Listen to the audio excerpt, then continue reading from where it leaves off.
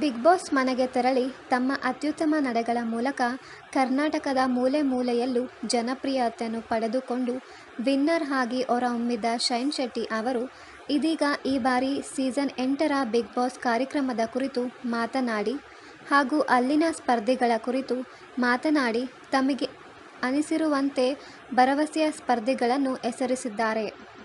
ಹೌದು, ಇತ್ತೀಚಿನ ಸಂದರ್ಶನದಲ್ಲಿ ಪಾಲ್ಗೊಂಡ ಶೈನ್ ಶೆಟ್ಟಿ ಅವರು ಬಿಗ್ ಬಾಸ್ ಮನೆಯ ಕುರಿತು ಮಾತನಾಡುವಾಗ ನಾನು ಕೂಡ ಬಿಗ್ ಬಾಸ್ ನೋಡುವಾಗ ಹಲವಾರು ಪ್ರಶ್ನೆಗಳು ಇದ್ದವು. ಅದೇಕೆ ಮನೆಯ ಸ್ಪರ್ಧಿಗಳು ಎದ್ದ ತಕ್ಷಣ ಡ್ಯಾನ್ಸ್ ಮಾಡುತ್ತಾರೆ, ಅದು ಹೇಗೆ ಮೊಬೈಲ್ ಇಲ್ಲದೆ 100 ದಿನ ಇರುತ್ತಾರೆ ಎಂಬ ಪ್ರಶ್ನೆಗಳು ಮೂಡಿ ಬಂದಿದ್ದವು.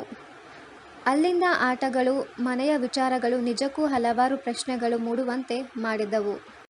ಆದರೆ ಬಿಗ್ ಬಾಸ್ ಮನೆಗೆ ನಾನು ಸ್ಪರ್ಧಿಯಾಗಿ ಹೋದ ನಂತರ ಎಲ್ಲ ಪ್ರಶ್ನೆಗಳಿಗೂ ಉತ್ತರ ಸಿಕ್ಕಿತ್ತು. ಇನ್ನು ಈ ಬಾರಿ ಬಿಗ್ ಬಾಸ್ ಕುರಿತು ಮಾತನಾಡುವುದಾದರೆ ನನಗೆ ಮೊದಲಿನಿಂದಲೂ ನಿಧಿ ಸುಬ್ಬಯ್ಯ ಅವರನ್ನು ಕಂಡರೆ ಬಹಳ ಇಷ್ಟ. ಅವರು ಈ ಬಾರಿಯ ಬಿಗ್ ಬಾಸ್ ಮನೆಗೆ ಭರವಸೆ ಮೂಡಿಸುತ್ತಾರೆ ಎಂಬ ಅಭಿಪ್ರಾಯ ನನ್ನದು.